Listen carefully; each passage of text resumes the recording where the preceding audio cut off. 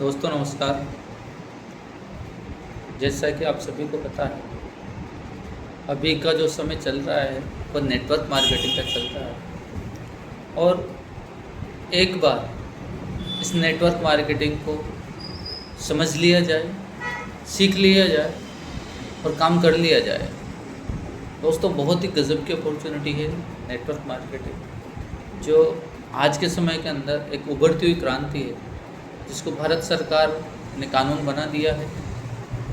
दोस्तों 2016 से पहले तो इसका कोई नियम, कोई रेगुलेशन, कोई कानून नहीं था, लेकिन 2016 में जब गाइडलाइन आई, उसके बाद 2021 में जब इसके ऊपर भारत सरकार ने कानून बनाया दोस्तों, तो फिर तो हमें इसके ऊपर एक बार विचार करना चाहिए, काम करना चाहिए।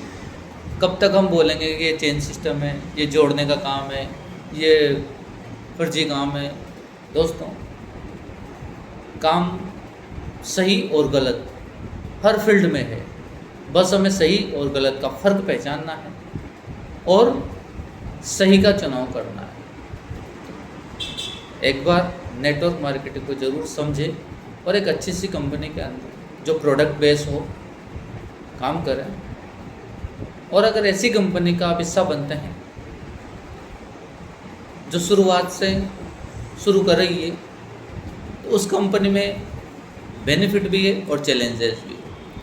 बेनिफिट तो क्या है कि टॉप पोजीशन मिलती है आपको, टॉप पर आते हो, टॉप पर रहते हो और अचीवर भी बनते हो। तो सबसे पहले अचीवर आप बनते हो तो आपका नाम होता है, कंपनी को आपके नाम से जाना जाता है, आपको पहला अचीवर बनने का मौका मिलता है, टॉप पे आने का मौका मिलता है। लेकिन चैलेंजेज होता है कि आपसे पहले कोई अचीवर नहीं है, तो आपको पास में दिखाने के लिए, बताने के लिए, समझाने के लिए कोई नहीं होता है। मेहनत आपकी ज़्यादा होती, नाम आपको बनाना पड़ता है, काम आपको करना पड़ता है।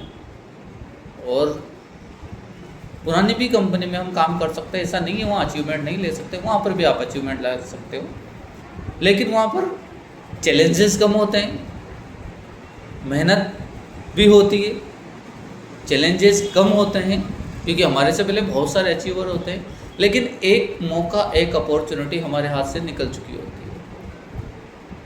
जैसे कि हम डायमंड बनेंगे, हमारे से पहले कई सौ, कई हज़ार डायमंड पहले से होंगे, तो वो जो मान सम्मान और जो हमारा जिस तरीके से, जिस मेहनत के साथ, जिस डेडिकेशन के साथ हम काम करते हैं कि हमें मान सम्मान मिले, पैसा तो नो डाउट आएगा, सभी में आएगा, किसी में भी काम करें, लेकिन एक मन सम्मान जो होता है ना कि यार मैं डायमंड हूँ, तो ये वहाँ पर हो सकता है जहाँ पर आपसे पहले या तो कोई डायमंड ना हो या 1, 2, 4, 5 डायमंड हो, जिसमें आपकी गिनती हो, तो पता चलेगा कि नहीं यार आप भी डायमंड हो। लेकिन आपसे पहले 100 डायमंड है, 200 डायमंड है, 500 डायमंड है, तो फिर हम भी एक एवरेज बन करके रह जाते हैं। जैसे किसी भी कंपनी का प्रेशर आदमी होता है ना, उस तरीके से हमारा वो वैल्यू वो क्रिएट नहीं कर पाते हैं। दोनों बातें हैं दोस्तों, पुरानी कंपनी में करें या नई कंपनी में करें, किसी में भी करें, लेकिन प्रोडक्ट बेस में करें और समझ के करें। धन्यवाद।